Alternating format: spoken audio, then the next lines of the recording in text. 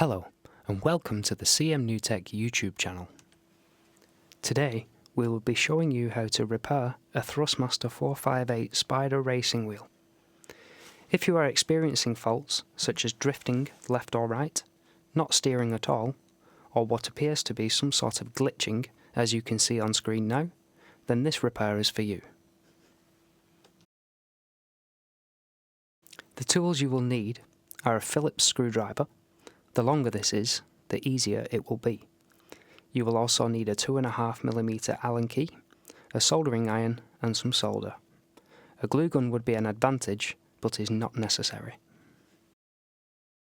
So, the first thing we need to do is to remove 8 screws from the underside with the Phillips screwdriver. We are using an electric screwdriver, but if you do not have one, it is okay to use a hand screwdriver. Once these screws have been removed, we then need to flip over the wheel and remove 2 screws from the top side with the Allen key. Only the outer 2 need to be removed, as the inner 2 screws are fake and only there for design. Now all the screws have been removed, we can gently lift off the top cover. Be careful, as there is a cable attached that we need to unplug from the board. You can reach inside and just pull it out from the white socket on the board. Next, we need to remove the cradle holding the potentiometer. To do that, we need to remove these 2 screws. This is where the longer screwdriver makes this part easier, as it can be difficult if you are only using a short one.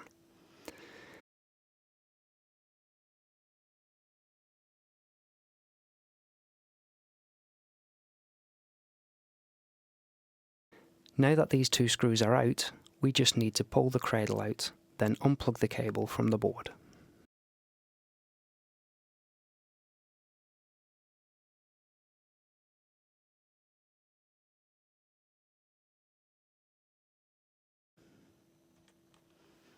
Once the cradle is out, we need to remove these 2 screws. This will allow us to take the potentiometer out.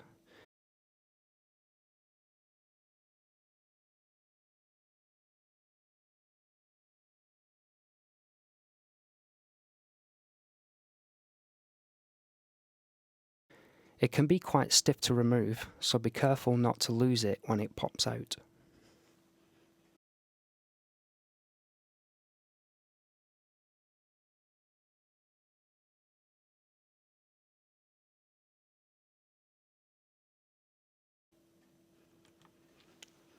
Now we can peel off the glue covering the solder points.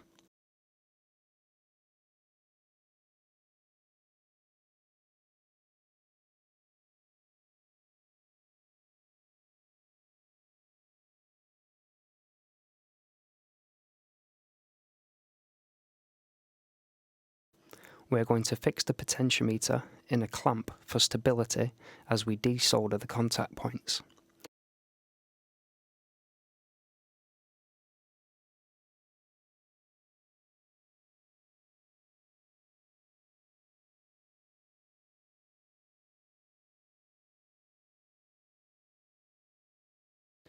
We will be keeping and reusing the cable, but the faulty potentiometer can now be discarded.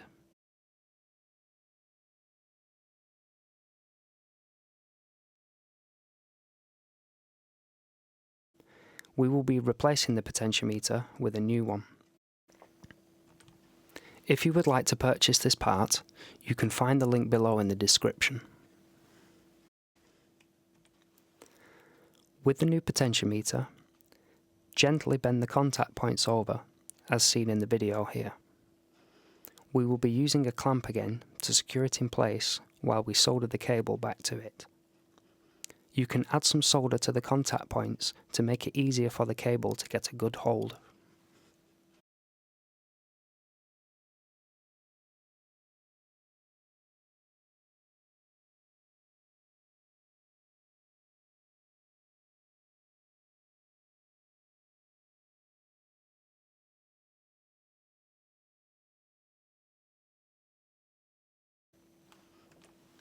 As you can see here, with the rotating end facing toward you, the red cable will be on the first contact point to the right, with the black in the middle and the yellow on the far left.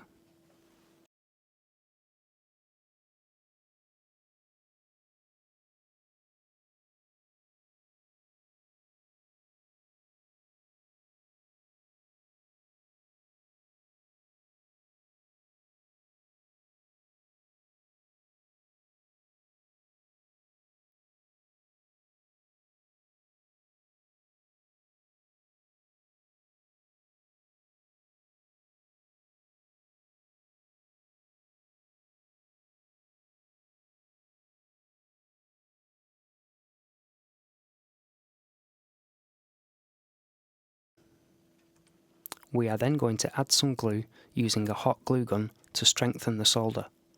This is not absolutely necessary and is not required if you do not have a hot glue gun.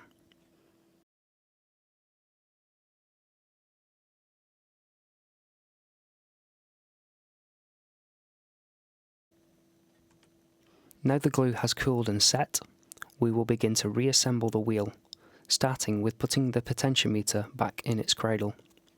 You can see on the cradle there is a round cutout that fits the circular part of the potentiometer next to the rotating end. The potentiometer will only go in one way, and you will be able to see the square housing where it slides into. It can be a little stiff and may require some force to get it to clip in. Once it is securely in place, we can then reattach the plastic part that holds it in place.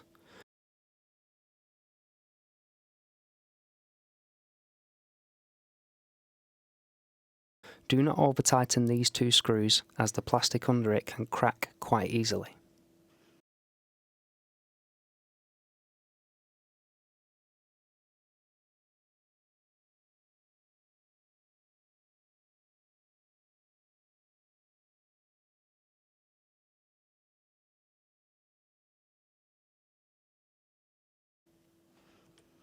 Now the potentiometer is back in the cradle, we can put the cradle back into the wheel. Check that the flat edge of the rotating end is facing the bottom of the wheelbase. It should slide into place firmly. You can then plug the cable back into the socket on the board and screw the cradle back in place as seen here. We can then plug the cable back into the socket on the board and screw the cradle in place as seen here.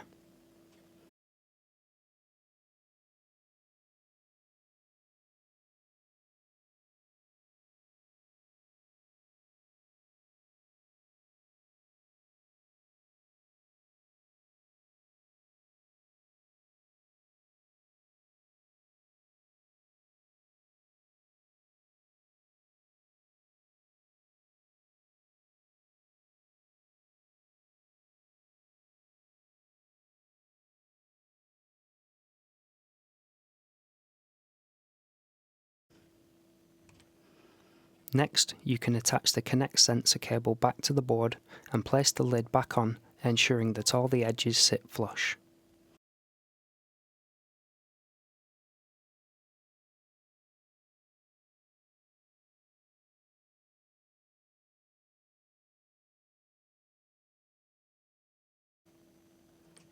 The last thing to do is screw it back together, firstly with the top side Allen key screws.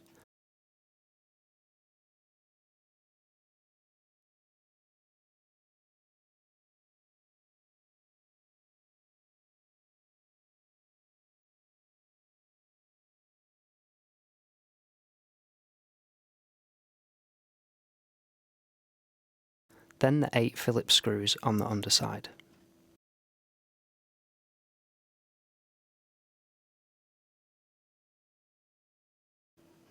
This is the repair complete.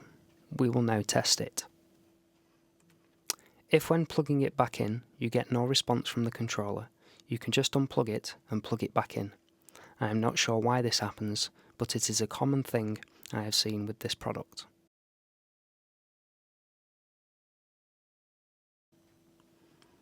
As you can see here, the repair is completed successfully and we now have a smooth turning wheel again.